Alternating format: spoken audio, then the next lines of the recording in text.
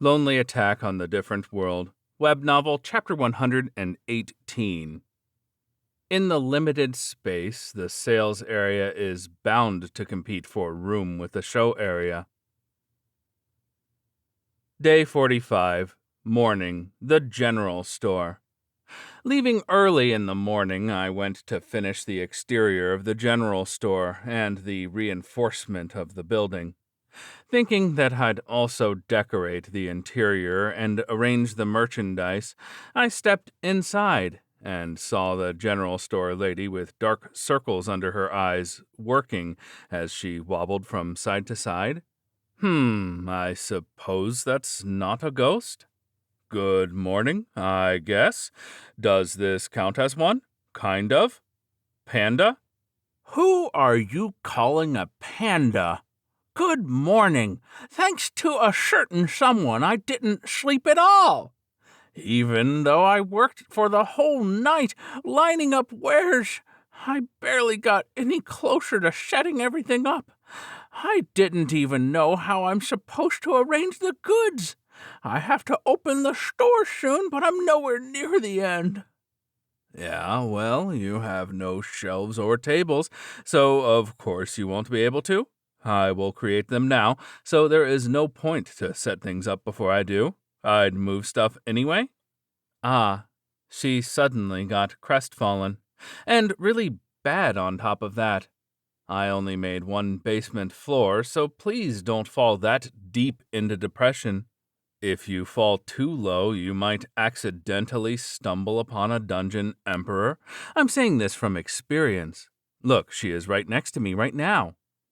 Since I felt bad for the shopkeeper, I create racks right on the wall, while Armored Prez-san is lining up wares on them at high speed. As expected, though formerly she is still a dungeon emperor, an amazing product placement speed. Her hands leave 10 after images as she moves. So that's the true ability of the lowest floor. And while we were playing around, the shopkeeper finally returned to her senses. Looks like she somehow managed to crawl out from that pit of despair. Translator's note, this is a reference to Fist of the North Star. The punching there has its trademark battle cry of, ah, ta ta ta ta ta ta ta ta. We cleared up most of the stuff. As for the detailed layout of the store, it would be better to do it while discussing with the manager. Look, about the walls, I don't really want to give the place a too high-grade look.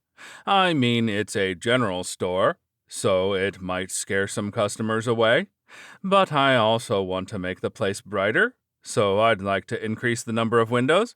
But sunlight can also damage some of the goods, and it can also be the reason for colors fading. So I thought that making the interior white is a safe choice. Yeah, and the shelves. Having more of them is very merchant-like, since you will be able to display more goods, but having more useless space also makes the place look fancy. I mean, giving off the right atmosphere is important to stir up the customer's desire for purchase. Also, I think instead of placing cheap trinkets somewhere further in the store, it's better to put them near the counter, since people might just buy them without thinking. Yeah, and for the clothes and accessories, let's use that wall, and in turn put a lot of shelves over here, and show off the abundance of goods, sort of. But for appearance's sake, I think it's better to restock on tablewares, also cookwares.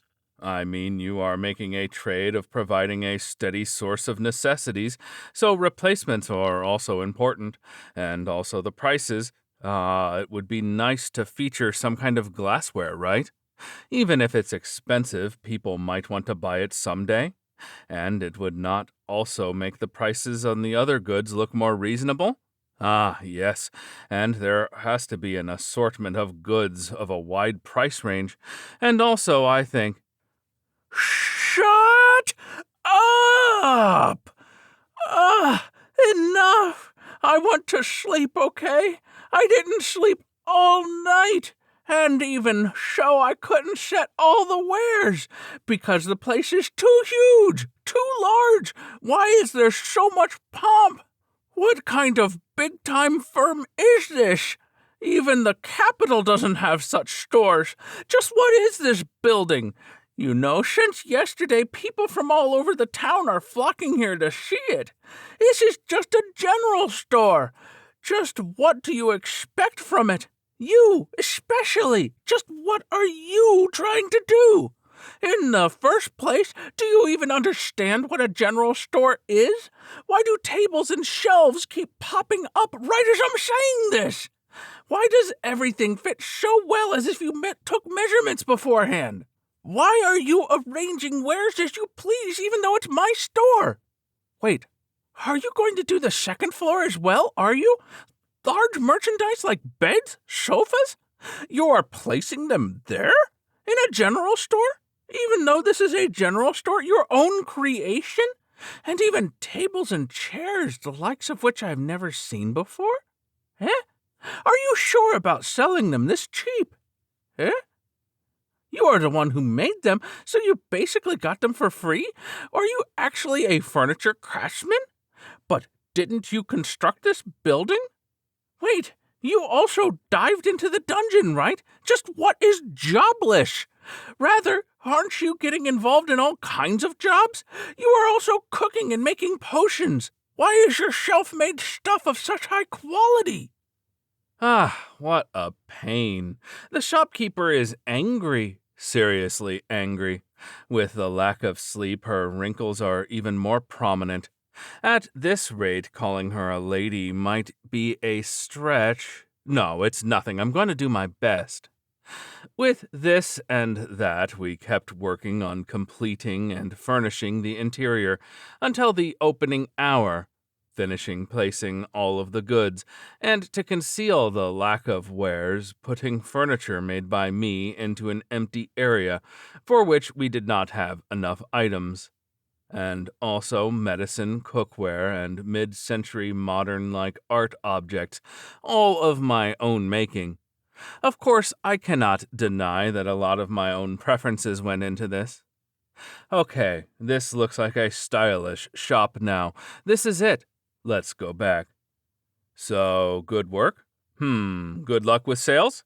There is a huge crowd outside? A general store that people line up for, I guess? Well then. The shopkeeper waved her hand with a blank stare. She must have given up, realizing what is going to happen as soon as the store opens, after she saw that long, long line. Now, let's hit dungeons.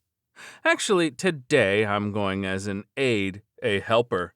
Among the dungeons that we were attacking while split into groups was one which the capture wasn't progressing at all. It took me, in essence, only one day. Can't they take it more seriously?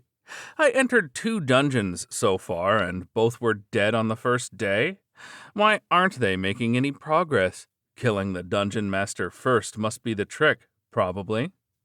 And so I came to help. Everyone get along with me, kind of? Or rather, you are still yet to beat it, sort of? Dungeons don't usually die on the first day. We aren't that slow compared to normal, the president and vice president said in sync. One of them is left out, though. Ah, it's the one frontliners, the one that always gets blown away. What, board members are all in harmony and Shield Girl is left out? Is this bullying? Is this because she is not on the board? Can't she run for Shield president or something? It's not bullying. And also, Miwa-chan was Shield Girl? And when did you give her such a name? And also, what do you mean by board members?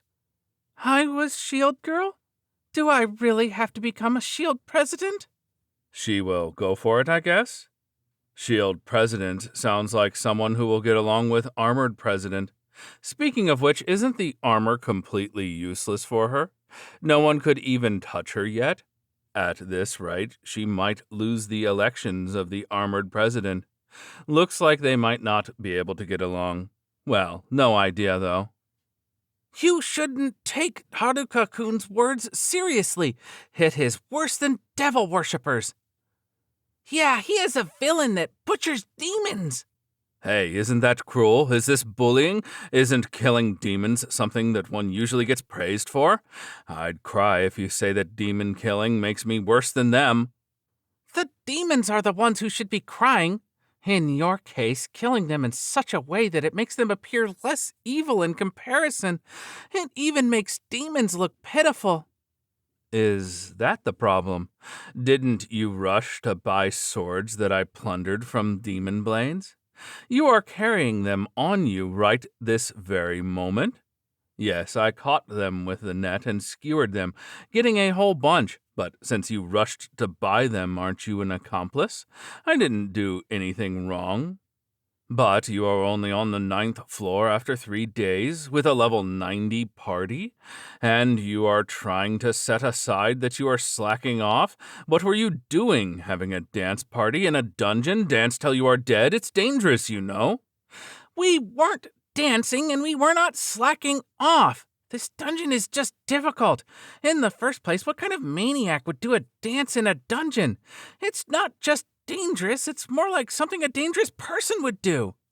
There is nothing but tough golems in this dungeon. A hit from them sends me flying like swoosh. Looks like Shield Girl was getting blown away here as well. I remember how back in the forest she would often be sent flying by orcs. She is fairly tall, but she doesn't seem like a power type, and despite being delicate, she is a shield user. How did she end up being a tank? But she is also a very good customer of mine who bought Counter Shield, returns magic or impact once the damage reaches a certain threshold 20% up, and Armored Plate, defense enhancement great, magic resistance intermediate, auto heal. A good shield girl. Yes, a regular high bid winner. Hey, don't golems break when you drop them? No. In my experience, they usually break and die upon the fall, mostly.